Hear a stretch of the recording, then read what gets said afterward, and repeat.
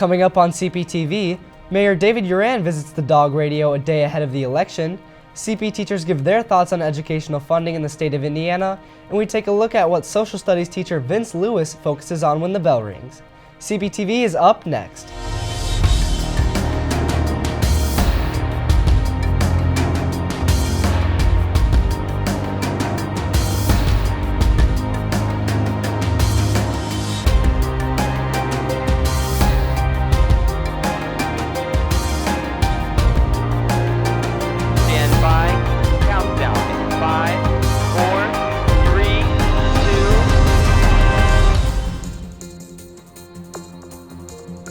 Hi, I'm Sarah Frey. And I'm Zach Jones.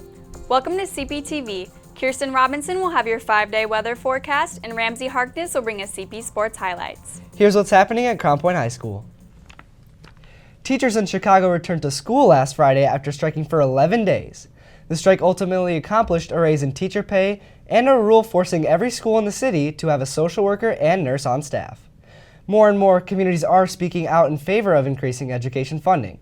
In Indiana, teachers are set to rally at the State House November 19th in hopes of higher teacher compensation and more funding for education at the Red for Ed Action Day.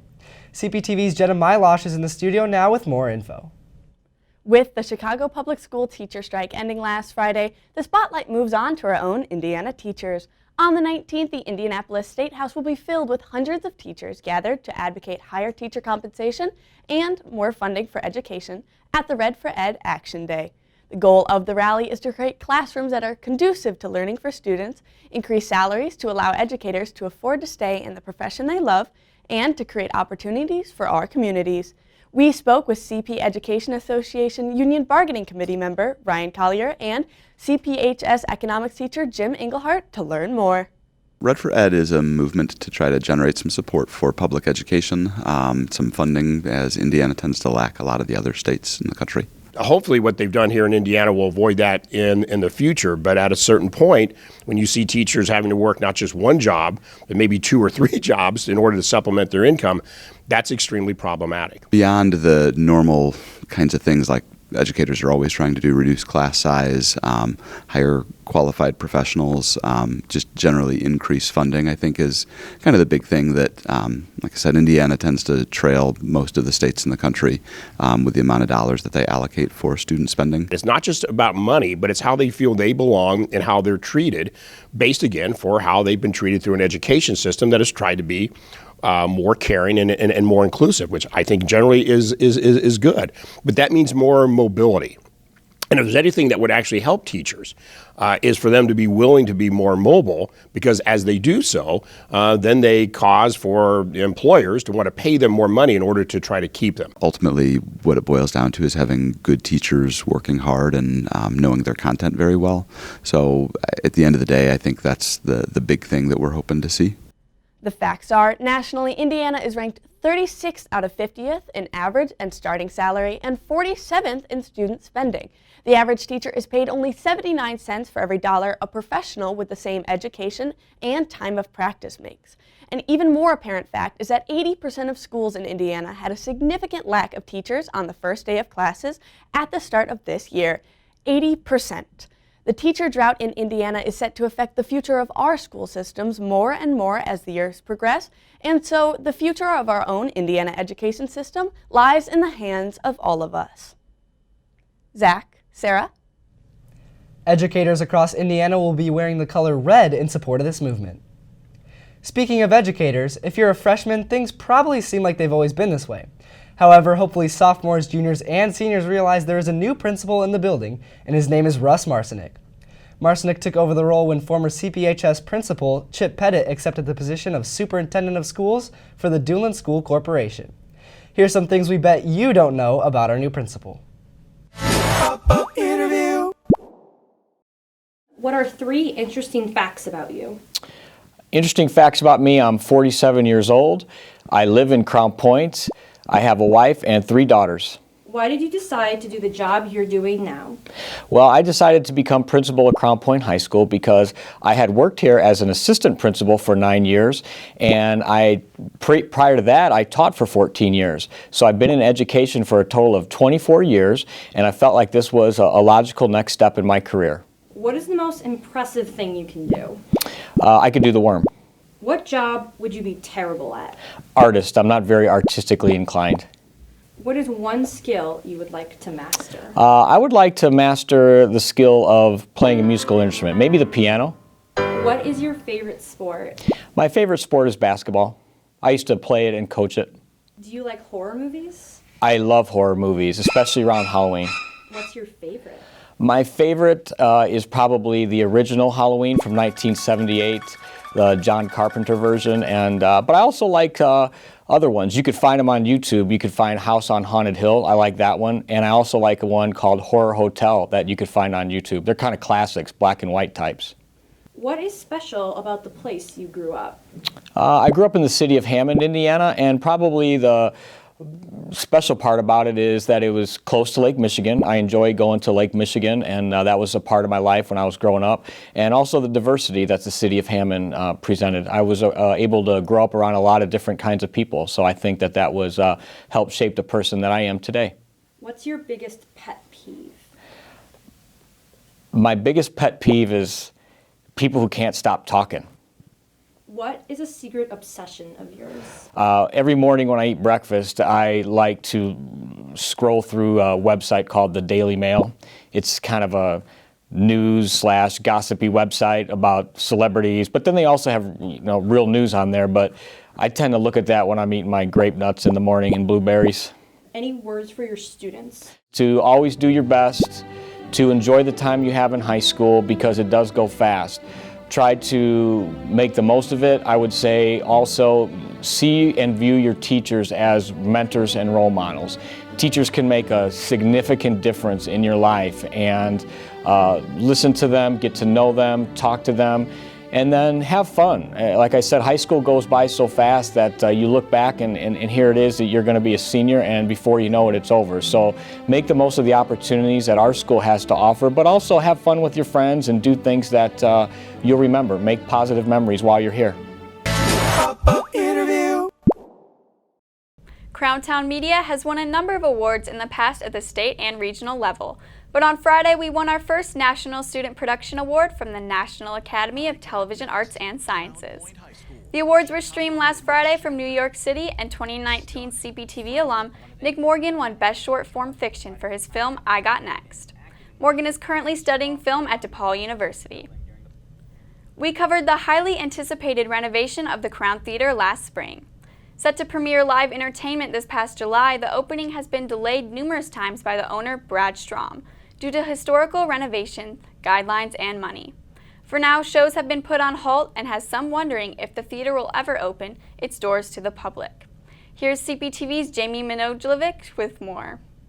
The historic Crown Theater on the Square was planned to reopen on July 29, 2019, but officials canceled the event due to structural improvements that needed to be made. I've lived here my entire life. I've gone to all the schools here in Crown Point. I grew up here. I also grew up at the Crown Theater. That was our entertainment on Saturdays and Sundays. So we went to matinees, and so we did all that and grew to love popcorn.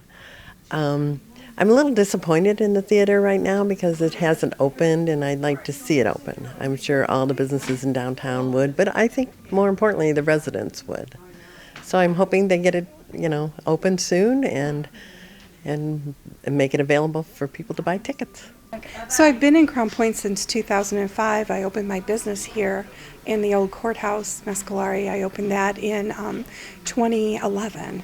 So I think the Crown Theater, I remember going there back in the old days and going to see a great movie and a great experience. So I really hope that it'll open. And really hope that it'll open soon because it's a part of the history of the town and the part of the square. So kind of disappointed that they've had some setbacks, but hoping that something will happen, someone will come and rescue them, and that it'll open. So I'm keeping my fingers crossed and hoping for the best. Any events that were scheduled to take place at the Crown Theater have been moved to Bulldog Park. For CPTV, I'm Jamie MANOJLOVIC. Mayor David Uran stopped by our dog radio studios here at CPHS yesterday, one day ahead of the election day, to join the station's political roundhouse talk show, Party People. Uran was live with show host Armando BRACCO and Brianna Morton and discussed campaign issues such as city budgeting, development, infrastructure, and the possibility of a hotel coming to Crown Point. The dog radio did reach out to Uran's challenger Christy Dressel in an attempt to have her on the show as well, but Dressel declined, stating she had previous engagements. We got some significant snow on Halloween, and that has people wondering whether it's foreshadowing a snowy winter. Here's CPTV's Kirsten Robinson with your 5-day weather forecast. Yeah, Zach, sorry to let you know, but we might get some more snow in the next week.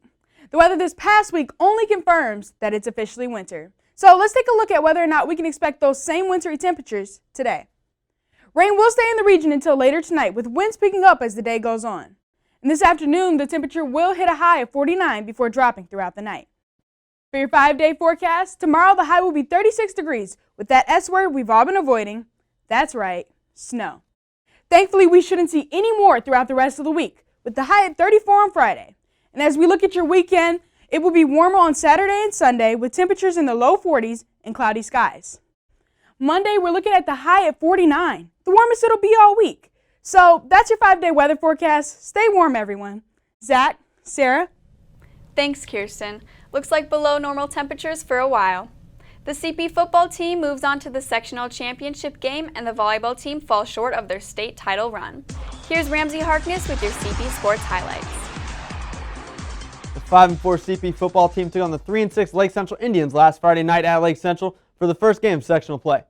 The Indians went up 7-0 on the Dogs early in the first quarter after a 34-yard touchdown by senior running back Sir Felix Garcia. The Dogs began to battle back in the second quarter after a 16-yard touchdown pass from junior quarterback Will Pettit to senior wideout Tyson Casey, tying the game at 7. Later in the quarter, Pettit threw for his second touchdown of the game with, this time, an 80-yard pass to senior receiver David O'Toole. A fake field goal ran in by Treston Logan for the 2-point conversion, put the Dogs up 15-7 at half. The final score of the game would come early in the third quarter as junior tailback Matthew Walters capped off an 11-play, 83-yard drive with a 9-yard touchdown run, giving the Dogs an impressive 22-7 victory. Pettit finished the game with passing 16 for 29 with 231 yards, 2 touchdowns, and 1 interception, and O'Toole led the Dogs in receiving with 7 receptions for 115 yards and 1 touchdown. Crown Point moves to 6-4 on the season and faces 9-1 Maryville Friday night at home. Kickoff is at 7. The Crown Point volleyball team traveled to Frankfort for their semi-state matchup versus Hamilton Southeastern on Saturday. After dropping the first set 25-19, the Lady Bulldogs battled back in the second set, taking a 13-8 lead, but it wasn't enough as they dropped that set as well, 25-21. The Royals' comeback stopped any momentum the Dogs had as they eventually won the third set as well, 25-15. The Lady Bulldogs end their season with a 30-7 record and a perfect 14-0 in the DAC. The boys' cross-country team traveled to Terre Haute this past Saturday to compete in the state finals. The boys' team placed 7th in the state with 4 runners placing in the top 90. Final scoring had Fort Wayne Concordia Lutheran winning with 93 points, Carmel placing 2nd with 112 points, and Brebeuf Jesuit coming in 3rd with 135 points.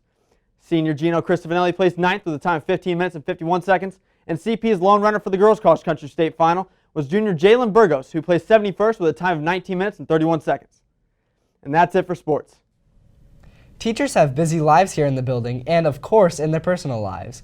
Social studies teacher Vince Lewis runs a little side hustle he took an interest in a few years ago, and CPTV's Blake PETERSON met up with him to learn more about it. Here at Crown Point High School, teachers, like students, live interesting and intriguing lives outside the workplace. This week's Teacher Spotlight is Mr. Vince Lewis. So my name is Vince Lewis. I teach AP Human Geography and AP Microeconomics at the high school here. Started a business in January called Batch Jerky, and basically what I do is hand cut and make by hand all this artisan, beef jerky, and do some really creative flavors, and then sell it at local markets and local craft shows and things like that. So we do a lot of different flavors. I have an original blend that's kind of like peppery and smoky, and then bourbon blend, teriyaki, vino blend. I mentioned the Java blends. So we've done a lot of different things, and sometimes I'll do special blends for different events and things like that. But basically, I have to cut it by hand. That takes a while, a few hours, and then marinades for about 24 hours, and then it has to cook or dehydrate for another 7 to 9 hours, somewhere in there. And and then there's the packaging process. But in the end, it's all worth it. It's good stuff. Yeah, so what I do is reach out to local businesses and particularly small businesses in the area and try to do collaborations with whatever they provide. So with Steam Whistle Coffee, what we did was use some of their coffee and coffee beans to make a special batch for them to sell out of their shop, and it turned out to be pretty good. We have a sweet Java and a hot Java, and yeah, it's been selling well. My mom and I used to make it when I was a kid, and she did most of the work. And then, unbeknownst to her, I was turning around and selling it to my friends at school. And when she found out, she was a little upset. And so, as I got older, I realized people really like that stuff. So I thought it might be a good business opportunity. And coming out of business school, I wanted to do something, and so I took this and ran with it. Mr. Lewis is just one of many examples of teachers pursuing their passions outside of teaching. For CPTV, I'm Blake Pesh. With just under 3,000 students, it's impossible to know every person who walks the halls of CPHS. Here at CPTV, we are attempting to introduce more students to you while celebrating the diversity that we each possess. Here's CPTV's Ryan Costello with Junior Brooke Ferkel. CPHS is filled with so many different types of people that make our community unique. One of those students is Junior Brooke Ferkel. I've been playing soccer for 12 years, mostly on defense. I started in Lakes of the Four Seasons, and I played there until like 7th grade, and then I moved to Tiger Soccer, which is the club team, and then I played JV as a freshman, and I'm a junior now, and I play varsity. I love being part of a team effort because soccer is more than just a team. It's a community of people who all support you all the time, and even when we're going through struggles alone, we always support each other in other situations. So I love the game, but even more I love the team community of it.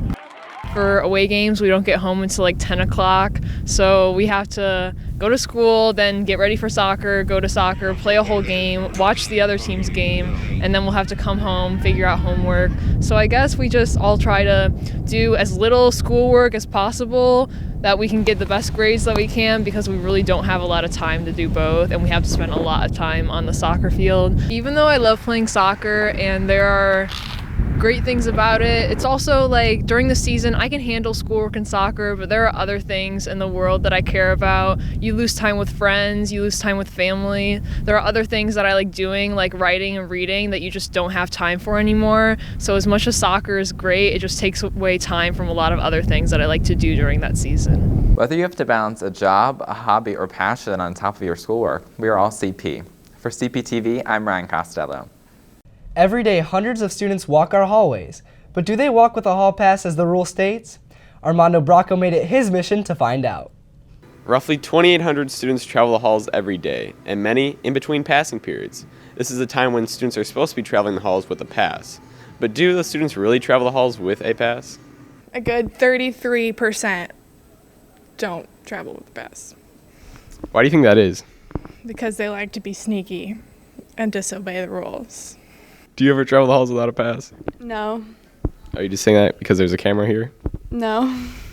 You sure? Yeah. You seem nervous. No. Okay. How many students do you think on average travel the halls, like percentage-wise, without a pass? 80%. Why so high? Because kids don't care about passes. They just go where they want, and the teachers don't really care. Have you ever traveled the halls without a pass? Oh, for sure. For sure. What do you mean, for sure? Like, I'll, be like, hey, I just want to meet up, just, get out of the class. Sometimes it's really boring, so, you just want to meet up with your friends, tell them some tea, You ever travel the halls without a pass? Of course. Why is that? I'm so sorry. Because my teacher would email the other teachers, so I wouldn't need a pass, or I'd just go to the bathroom, come back, or I'd just run to a different class without them knowing. Without their knowledge? Yep. It's a little disobedient when you say. Yep. And you just apologize, said you're so sorry, and you don't seem that sorry. Because I'm not. I'm sorry. I won't do it anymore. Sure. Have you ever traveled the halls without a pass where it's against the rules, per se? Yeah, 2 times. Why was that? For fun. For fun? So, you disobeyed the rules for fun? Not really. Some rules. So you disobey the rules for fun? Yeah. On average, how many students do you think travel the halls without a pass? Per day or per hour? Like percentage-wise. Percentage-wise. I would say probably 20%, if I had to guess. I don't know. I try to assume the best of my students if they're out someplace that they actually have someplace to be, but I'm also not stupid, so it's probably a higher percentage than that, and I'm just trying to be nice. So why do you think that is, though, that students travel the halls without a pass? I think part of it is if you're bored in class or if you're antsy. I mean, a lot of times if you have a teacher that just lectures the whole time and doesn't give you opportunities to get up or relax or something or move, I think that that's a big part of it. And then, of course, you've also got the students who are trying to do unsavory things. Well, the question still remains on whether or not students consistently use passes in the hallways. For CPTV, I'm Armando Bracco. That's it for today's show. Thanks for tuning in and being with us. Remember, you can view all of our past episodes on crowntownmedia.org. You can also follow us on Twitter at Crown T Media. For Ramsey Harkness, Kirsten Robinson, and all of us here at CPTV, I'm Zach Jones. And I'm Sarah Frey. Take care.